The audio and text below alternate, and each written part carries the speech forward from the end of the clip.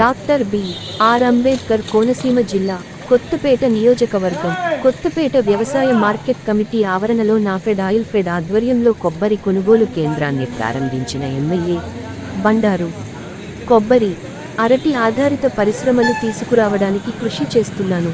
అధిక ఆదాయం కోసం రైతులు కొబ్బరి అరటి తోటలలో అంతర పంటలు వేసుకోవాలి. కొబ్బరి కొనుగోలు కేంద్రాన్ని ప్రారంభించిన అనంతరం బండారు మీడియాతో మాట్లాడుతూ కోనసీమ జిల్లా కొబ్బరికి పెట్టింది పేరు. 1996 తుఫాన్ తర్వాత కొబ్బరి దిగుబడులు రాక గిట్టుబాటు ధర లేక రైతులు తీవ్ర ఇబ్బందులు పడుతున్నారు. ప్రభుత్వం రైతులని ఆదుకోవాలని గిట్టుబాటు ధర కల్పించాలని ఉద్దేశంతో కోనసీమలో కొబ్బరి కొనుగోలు కేంద్రాలను ప్రారంభించింది. దివంగత లోక్ సభ స్పీకర్ గంటి మోహన్ బాలయోగి చొరవతో నాఫెడ్ ఆధ్వర్యంలో కొబ్బరి కొనుగోలు కేంద్రాలను కోనసీమలో ప్రారంభించారు. ఇక్కడ కొబ్బరి క్వింటాల్కు 11,200 ధర నిర్ణయించడం జరిగింది. దీనివల్ల ధరలు పడిపోకుండా ధర స్థిరీకరణ జరుగుతుందని దానికి తగ్గట్టుగా అధికారులు దృష్టి సారించాలన్నారు. కోనసీమ ప్రాంతం కొబ్బరి, అరటి, కంద వంటి అనేక రకాల వాణిజ్య పంటలకు నిలయం.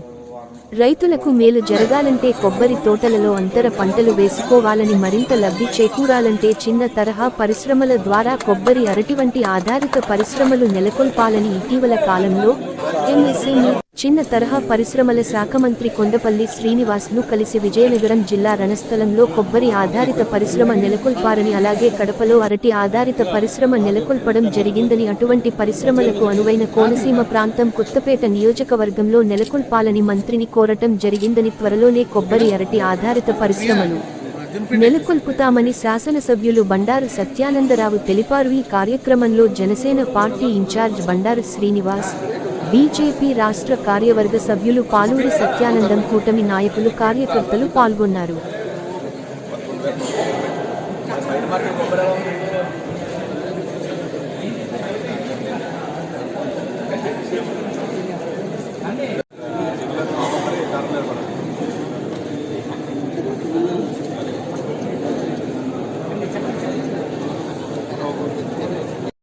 ఈరోజు కొత్తపేట మార్కెట్ యార్డ్లో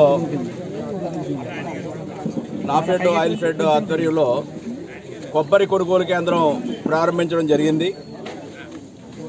కోనసీమ అంబేద్కర్ జిల్లా అంటేనే కొబ్బరికి పేరుగాంచిన ప్రాంతం. ఈనాడు కొబ్బరి రైతు అనేక తీవ్ర ఇక్కట్లకి గురవుతూ ఉన్నాడు.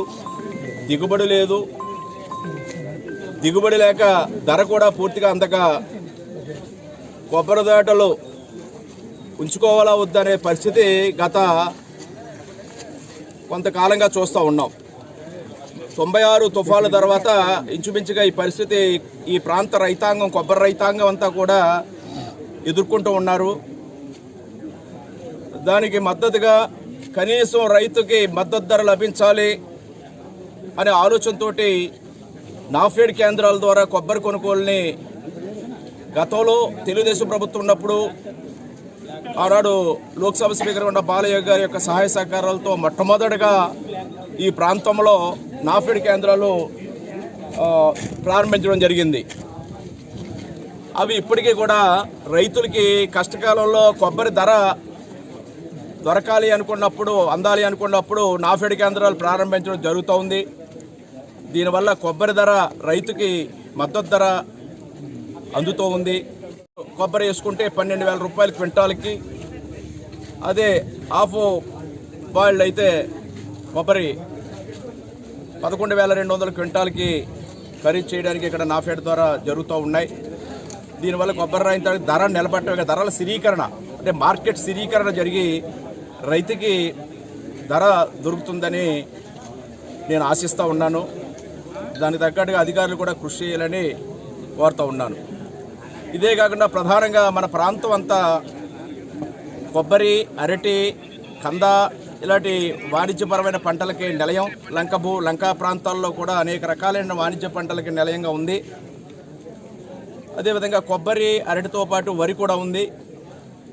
రైతులకు మేలు కలగాలంటే ఈ కొబ్బరి తోటల్లో అంతర పంటలు, అరటి లేదా ఇతర పంటల ప్రోత్సాహకాలు కానీ, లేదా కొబ్బరి అరటికి సరైన ధర రైతుకు లభించాలి అంటే ఈ కొబ్బరి నుంచి, అరటి నుంచి సబ్సిడైజ్ అంటే బై ప్రొడక్ట్స్ దీని ద్వారా చేసే ఇండస్ట్రీ అంటే కుటీర పరిశ్రమల మాదిరిగా సబ్సిడీతో లభించే ఒక ఇండస్ట్రీని ఎంఎస్ఎంఈ ద్వారా ప్రమోట్ చేస్తే ఇక్కడ కొబ్బరి అరటి రైతులు కూడా మేలు కలుగుతుందనేది నేను విచారణలో స్టడీ చేయగా కూడా చెప్తూ ఉన్నారు. ఈ మధ్యన నేను ఎంఎస్ఎంఈ మినిస్టర్ ఏదైతే స్మాల్ స్కేల్ ఇండస్ట్రీస్ కింద ప్రమోషన్ చేస్తారో ఆ మినిస్టర్ గారిని కూడా కొండపల్లి శ్రీనివాస్ గారిని కూడా నేను చాలాసేపు కూర్చొని మాట్లాడటం జరిగింది. వారు 2 సూచనలు కూడా చేశారు. కొబ్బరి సంబంధించి రణస్థలం దగ్గర ఒక కొబ్బరి బేస్ చేసుకుని బై ప్రోడక్ట్ చేసి తయారు చేసే ఒక ఇండస్ట్రీ ప్రమోట్ అయి ఉంది. అది ఒకటి మీరు ఇక్కడ ఆలోచన చేయండి అని చెప్పడం జరిగింది. అది వచ్చి చూడమని కూడా చెప్పడం జరిగింది. అదేవిధంగా అరటి బేస్డ్గా కడప ప్రాంతంలో అరటిని బేస్ చేసుకుని అనేక రకాలైన బై ప్రోడక్ట్స్ చేస్తూ ఉన్నారు. అది కూడా ఎంఎస్ఎంఈ ఇండస్ట్రీ ద్వారా ఏర్పాటు చేయడానికి అవకాశం ఉంటుంది. దానికి ప్రోత్సాహకాలు ఉంటాయని కూడా తెలియజేయడం జరిగింది. ఈ ప్రాంత రైతాంగాన్ని కూడా కోరుతూ ఉన్నాను. ఎక్కడికక్కడ కొబ్బరి అరటి సంబంధించి మనం ఎక్కువగా దాని మీద డిపెండ్ అయి ఉంటాం. ఇతర పంటలకు వెళ్ళడానికి కూడా మన రైతాంగానికి అలవాటు తక్కువ. ఇక్కడ కేరళ ఇలాంటి ప్రాంతాలకు వెళ్తే కేరళ బెంగళూరు ఈ యొక్క ప్రాంతాలకి వెళ్ళి తమిళనాడు ఈ ప్రాంతాలకు వెళ్ళి చూసినప్పుడు ఒక్కొక్కరు 3-4 రకాల అంతర పంటలు పండించడం అనేది నేను చూడటం జరిగింది. ఇక నేను N G Ranga agriculture university board మెంబర్గా నేను 3 సంవత్సరాలు పనిచేయడం జరిగింది. ఇంచుమించుగా నార్త్ సౌత్ చాలా రాష్ట్రాలు తిరగడం జరిగింది. కానీ ఇక్కడ మన ప్రాంతంలో కేవలం సాంప్రదాయమైన పంటలకే మనం అలవాటు పడి వెళ్తూ ఉన్నాం. ఈ కొంచెం ఇన్నోవేటివ్గా శాస్త్రీయంగా సాంకేతికంగా వినూత్నంగా రైతాంగం వెళ్ళినప్పుడు ఇంకా మంచి ఫలితాలు మంచి లాభాలు రైతులు సంపాదించుకోవడానికి అవకాశం ఉంటుంది. ఆ దిశలో కొత్తపేట నియోజకవర్గ శాసనసభ్యుడిగా నా వంతు కృషి నేను చేస్తానని రైతాంగాన్ని ప్రోత్సహిస్తానని ఈ యొక్క నాఫెడ్ కేంద్రాన్ని ఈరోజు ప్రారంభించడం రైతులకు మేలు కలగడం ఈ నిర్ణయం తీసుకున్న గౌరవ ముఖ్యమంత్రి వర్యులు చంద్రబాబు నాయుడు గారికి, ఉప ముఖ్యమంత్రి వర్యులు పవన్ కళ్యాణ్ గారికి, అదేవిధంగా కేంద్ర ప్రభుత్వ సహకారంతో జరుగుతుంది మన కేంద్ర ప్రభుత్వం మోడీ గారికి నా హృదయపూర్వకమైనటువంటి కృతజ్ఞతలు తెలియజేసుకుంటూ ఉంటాను.